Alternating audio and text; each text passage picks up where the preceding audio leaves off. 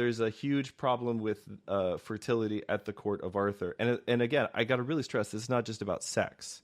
Sex is about fertility. What I mean by that is like all things that have to do with fertility are not about sex, but sex is always about fertility, or should be, right? You know, and so the when you're talking about something like, you know, Guinevere's unavailability, that happens because of this rupture of communion at the court. And the rupture of communion is related to, I mean, obviously in symbolic terms, certainly in the terms that are used in the scriptures and the church fathers, the act of communion is the consummation of the mystical marriage, right? And so the connection between communion and consummation, and the fact that there's something wrong with Arthur's marriage, which certainly is always the case. It doesn't, you know, even before Lancelot ever maybe gets introduced to the thing, there's something wrong with Arthur's marriage. There's something wrong with his relationship with his nephew, who's also his son, which is something we'll come back to next week. And it's, I mean, it's notable, right?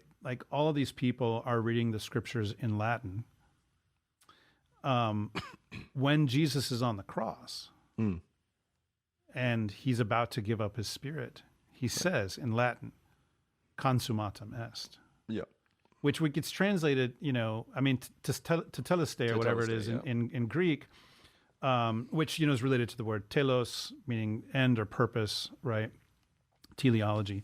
But, you know, in Latin, consummatum est, so it is finished, but you could also say it is consummated, it is completed, it has reached its purpose, whatever. But like, absolutely, medieval period people would have understood consummation with all of these layers.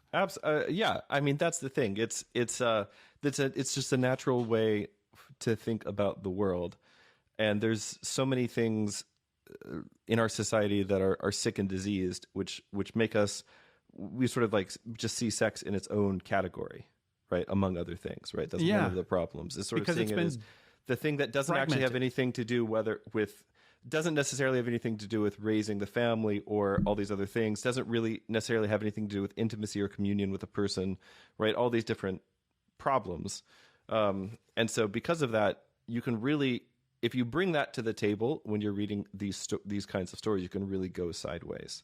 Yeah, but I mean, like think about our 21st century narrative in these terms, right? It's definitely hitting down. So it goes from, and it's because we've achieved this kind of technological mastery over fertility, or so we think.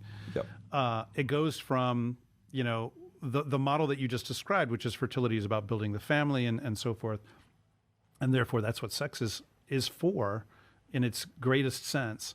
And then it goes to, okay, well, this is something you can do with someone if you really love them, right? You know, like if you really have this strong emotional connection or whatever, and then now you get to hookup culture, in which it's literally just, I want to have a physical feeling. Yeah. Contrast that, right, with what we're getting in this poem, right? With what we're getting in the Arthurian legendarium in general, which is, I know a lot of it is about family and fertility and the kingdom and all of this kind of stuff, and how it's subverted in so many ways. Yep.